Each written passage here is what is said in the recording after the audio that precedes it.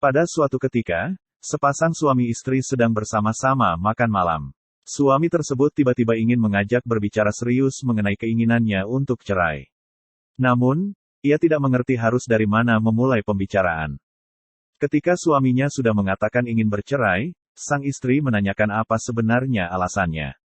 Sang suami tidak mau menjawab sampai pada malam itu mereka tidak bertegur sapa. Istrinya menangis kala itu. Suaminya akan memberikan berbagai macam aset harta mulai dari aset mobil, aset rumah, saham-saham perusahaan, dan aset lainnya. Namun, istrinya malah menjadi marah. Ia menyobek kertas aset tersebut. Satu hal yang membuat sang istri menjadi marah yaitu ketika ia mengetahui bahwa suaminya tersebut mempunyai wanita selingkuhan atau wanita simpanan. Air matanya semakin mengucur deras ketika mengetahui suaminya ternyata selingkuh. Sang istri pada pagi harinya sebelum mereka resmi bercerai memberikan surat permintaan.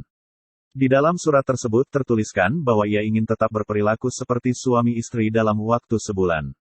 Alasannya yaitu anaknya saat ini sedang melangsungkan ujian dan ia tidak ingin anaknya merasa terganggu karena masalah tersebut. Ia juga meminta sang suami setiap pagi menggendongnya dari kamar menuju ke depan rumah. Anak mereka sangat bahagia dan senang melihat kemesraan kedua orang tuanya. Kemesraan di antara keduanya semakin hari semakin terlihat lebih jelas meskipun pada awalnya mereka merasa agak canggung. Suatu ketika ia bertekad untuk menemui wanita simpanannya yang bernama Jen. Ia mengatakan bahwa ia tidak akan cerai dengan istrinya.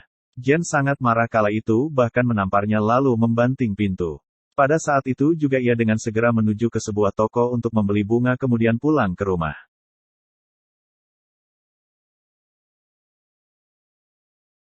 Ketika ia sampai di rumah, ia mendapati istrinya sudah meninggal.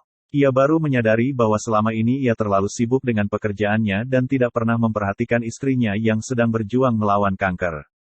Ia sekarang sudah mengetahui bagaimana selama ini istrinya berusaha untuk menjaga nama baiknya di depan anak-anaknya. Ia kini sadar sangat beruntungnya mempunyai istri seperti istrinya. Meskipun hanya dengan waktu sebulan ia sudah merasa senang bisa memberikan kebahagiaan di akhir hidup sang istri.